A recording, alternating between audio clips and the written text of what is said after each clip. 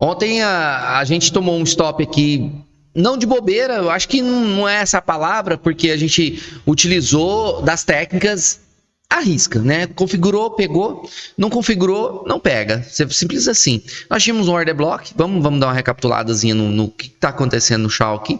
A gente vê que ele está numa tendênciazinha de alta, porém, há dias atrás eu falei que, como ele estava trabalhando aqui embaixo, ele precisava recuperar pelo menos 50%, né, dessa queda toda. E ele já tinha ido no 50%. Só que eu falei que tinha um chão para andar. Inclusive, ontem a gente até deixou um bloco de ordem aqui, né? Deixou um bloco de ordem. E tem outra região mais interessante aqui. Isso não estou nem fazendo uma análise muito complexa para ele. Somente mostrando a tendência, o que pode buscar, o que não.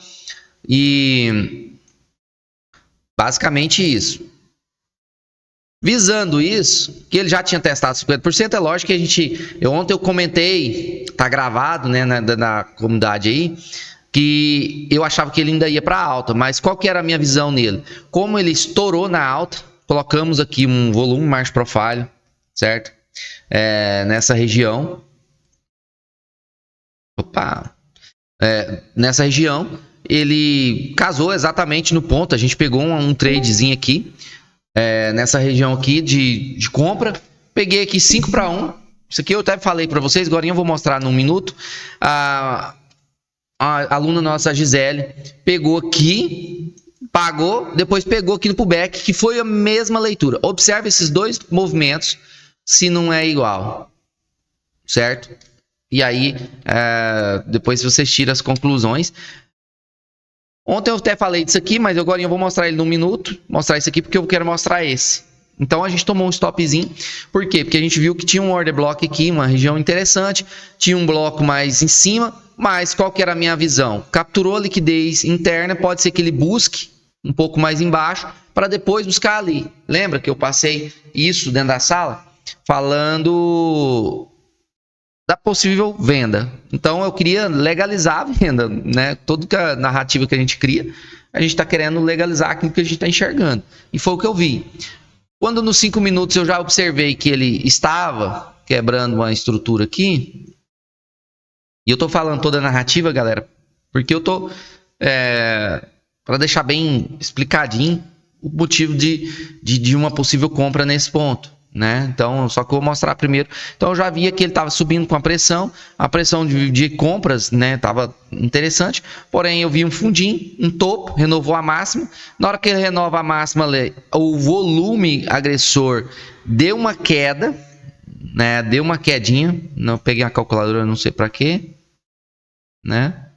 Não era a calculadora que eu queria.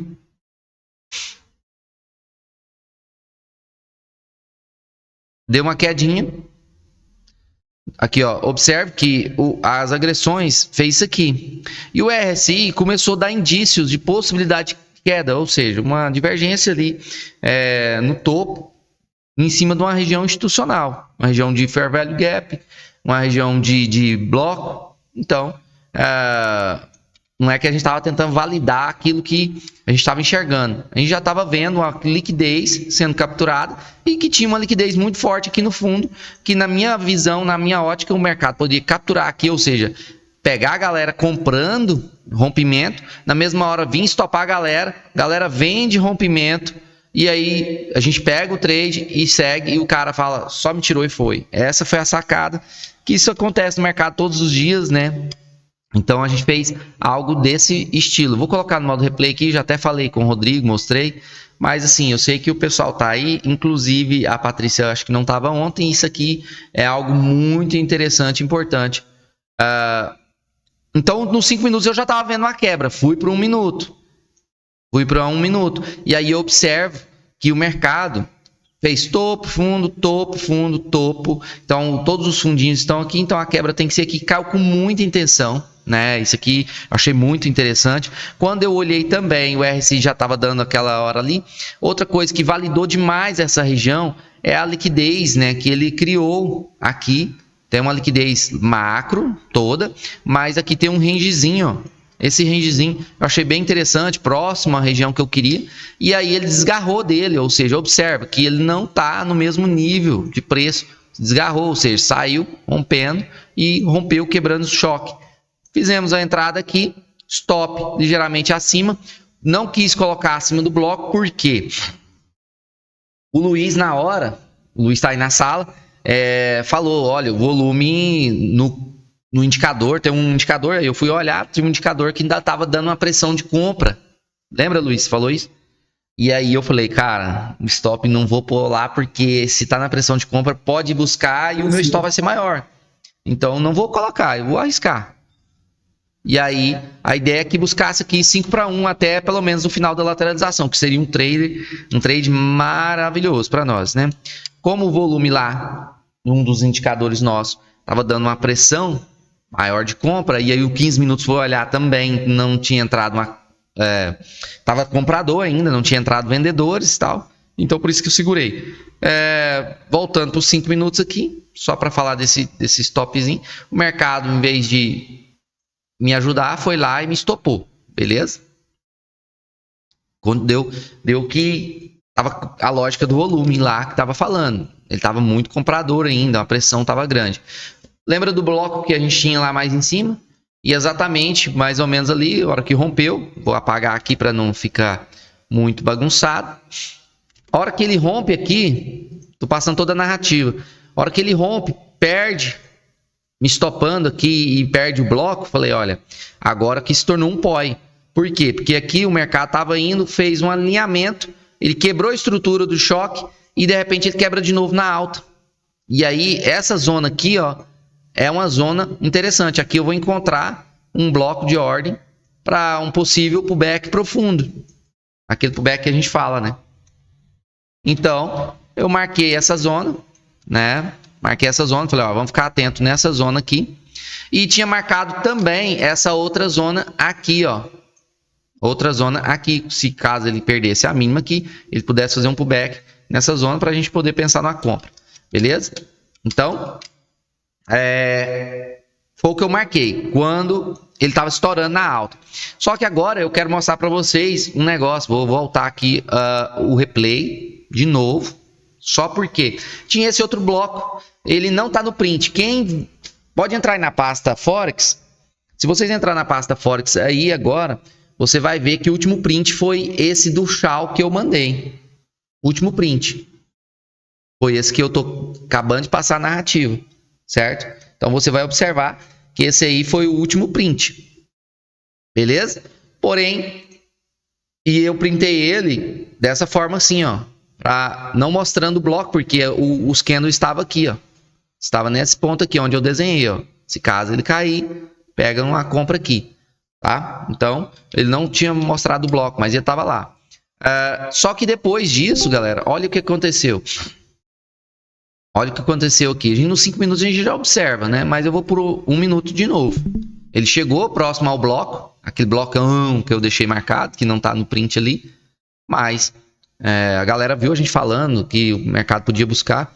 E ele começou a lateralizar. Só com a lateralização, assim, perdendo fundos, ó, tá vendo? Perde fundo aqui. Aí aqui ele já dá uma escapadinha capturando isso daqui, mas os topos estavam alinhados. Isso aqui é importante. Então, quer dizer que existe uma liquidez extra no topo e que a pressão vendedora já está entrando. Aqui, ele poderia fazer o quê? Um alinhamento de fluxo para mim aqui, ó. Desse jeito. Fiquei de olho. Falei, cara, aqui eu posso pegar um trade, porque o alinhamento aqui não precisa ser tão perfeitinho. Mas observe que a liquidez já está perfeita. Melhor do que aquela que eu tinha elogiado agorinha. Olha aqui. Tava bonito isso aqui? Tava. Só que qual que foi o problema? Após a liquidez, ele desceu bastante, depois foi buscar lá o alinhamento. Isso existe, pode acontecer e aí a gente pode pegar três assim. Mas quando existe essa configuração aqui, ó, alinhando, aliás, deixando um rastro de liquidez do lado de um bloco, né, do order block, do ladinho aqui, bem coladinho. E aí eu falei, olha, agora é a hora, é o que eu preciso. Se ele fizer um alinhamento aqui, eu vou pegar ele aqui. E vamos ver o que ele fez? Vou ver num minuto. Fez um topo.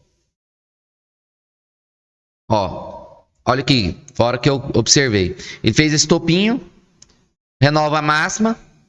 Aí eu, num minuto, que eu vejo? Esse fundo aqui é o válido. Por quê? Porque foi esse topo que renovou. Então, esse aqui não serve. E aí,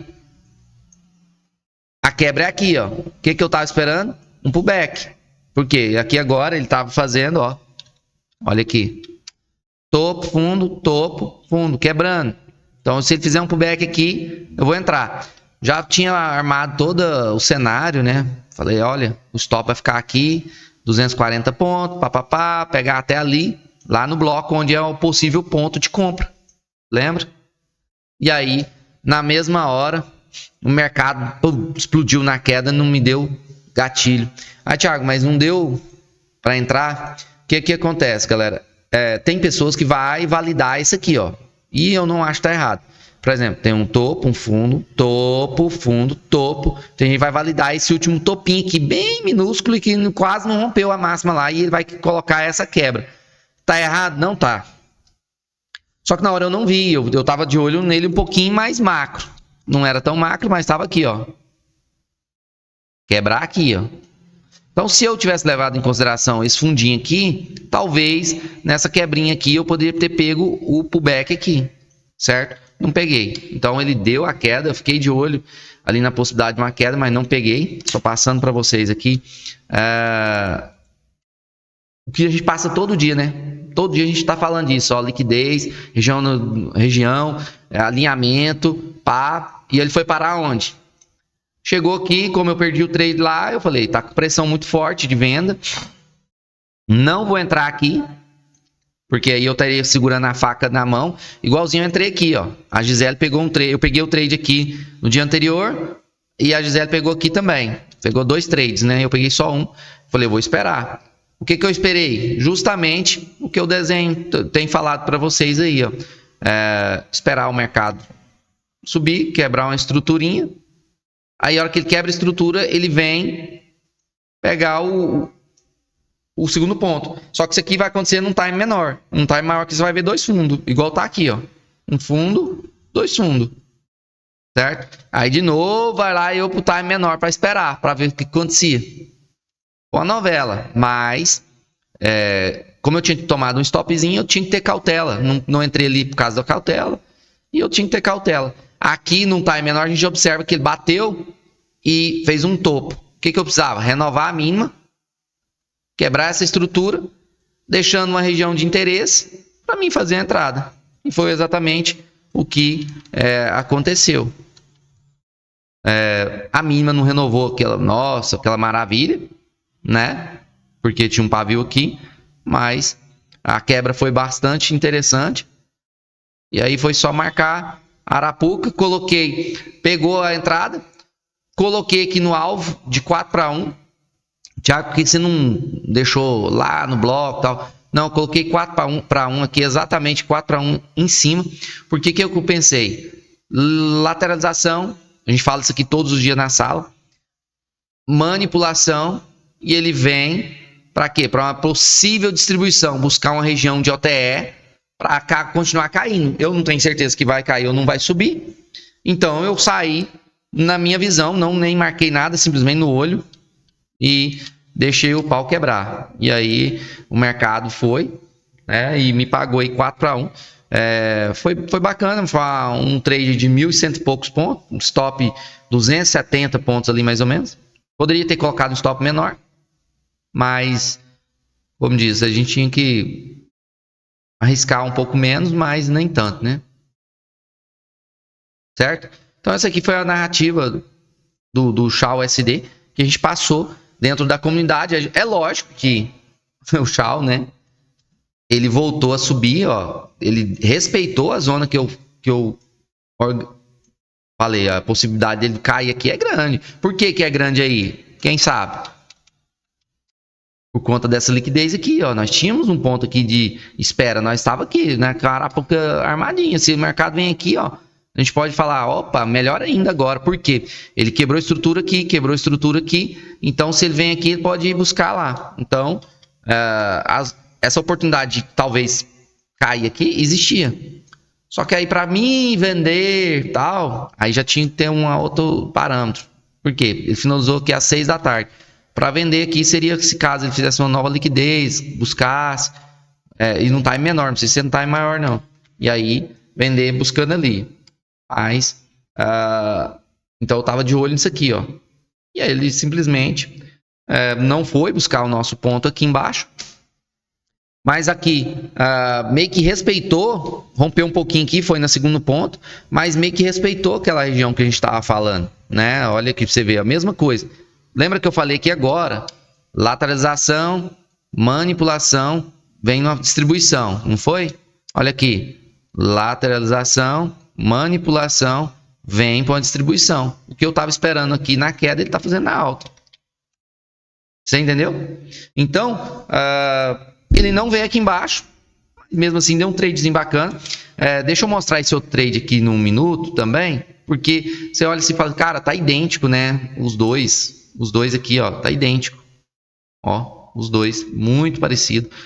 Tirando que aqui não desenrolou, né? E aqui tá desenrolando. Vou mostrar aqui num minuto também, para vocês verem as características que pode acontecer. Engraçado que também essa queda aqui tem a mesma característica. Se a gente colocar lá num minuto, a gente vai ver aqui um possível quebra de estrutura e buscando para o pullbackzinho igualzinho eu entrei lá. E aí deu essa venda aqui, ó.